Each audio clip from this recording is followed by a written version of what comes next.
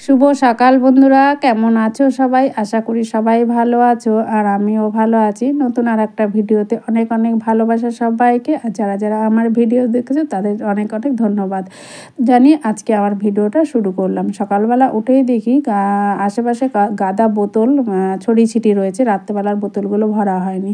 সকালবেলা উঠে আমি সব এক জায়গা করে বোতলগুলো আগে ভরে নিয়েছি। তারপরে টুকিটাকি যে জিনিসপত্রগুলো ছড়িয়ে ছিল সেগুলো সব গুছিয়ে নিয়ে তারপরে বাসনগুলো মেজে নিলাম। আর কালকে রাত্রেবেলা 1 প্যাকেট দুধ এনে 1 কাপ চা করা হয়েছে, আর বাকি দুধটা গ্যাসের মধ্যে বসিয়ে দিয়েছে মিলি, আরও ভুলে গেছে, তারপরে বাজারে চলে গেছে। আর আমি একদিকে সেলাই করছিলাম, তারপরে রান্নাঘরে এসে দেখি দুধের এই অবস্থা।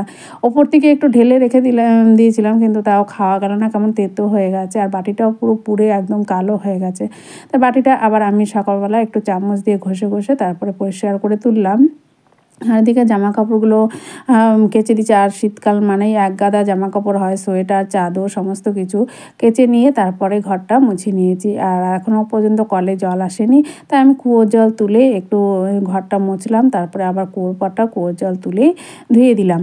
আর আমি দেখো কাচাকুচি করতে করতে পুরো ভিজে গেছি। আর কাজ করতে গেলে অতটা ঠান্ডা লাগে না, আর যখন স্নান করে উঠবো তারপরেই ঠান্ডাটা ধরবে গায়ে। এখনও কাজ করার এসে তাহলে ঠান্ডাটা গায়েই লাগছে না।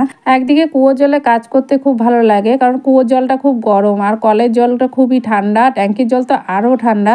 তা কুয়োর জলে ওই জন্য কাজ করতে খুব মজা। আর এইদিকে ব্রাশ আমি খুঁজে পাচ্ছিলাম না। কালকে সকালে ব্রাশ করেছি, সেই ব্রাশ আর কোথায় রেখেছি খুঁজেই পাচ্ছিলাম না। অনেক খোঁজাখুঁজির পর তারপরে ঘরে যে ব্রাশগুলো থাকে, সে কলগেটের সাথে অনেক সময় ফ্রি দেয় ব্রাশগুলো, তো অনেকগুলো জমে আছে, তো সেখান থেকে একটা ব্রাশ নিয়ে নিলাম আমি। আর ওদিকে আমি গরম জল বসিয়ে দিয়েছি স্নান করব বলে, আর কলেও এদিকে জল চলে এসেছে। তা তাড়াতাড়ি করে আমি ব্রাশ করে স্নান করে তারপরে একটু ঠাকুরের জল নিতে হবে আজকে।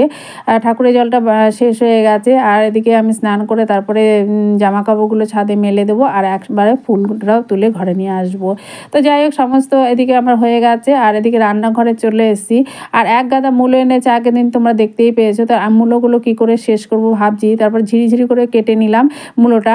তো এই মূলোটা আমি কড়াইয়ের মধ্যে তেলে সর্ষে আর শুকনো লঙ্কা ফোড়ন দিয়ে তার মধ্যে আমি মূলোগুলো দিয়ে দেবো, লবণ হলুদ দিয়ে একটু ঢেকে দেবো কিছুক্ষণ যাওয়ার পর। তারপরে ঢাকনা খুলে নিয়ে একটু মিষ্টি দেবো, আর নামানোর আগে একটু ধনেপাতা দেবো। এইভাবে আমি মূলো ছেঁচকি করে নেবো।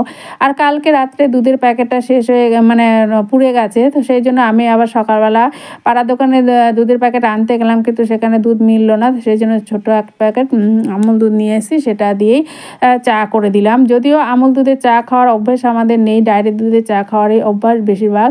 তো কী আর করা যাবে, পেলাম না যখন, সেটা দিয়েই কাজ চালিয়ে দিলাম। চলো ভিডিওটা রাখলাম, টাটা বাই বাই।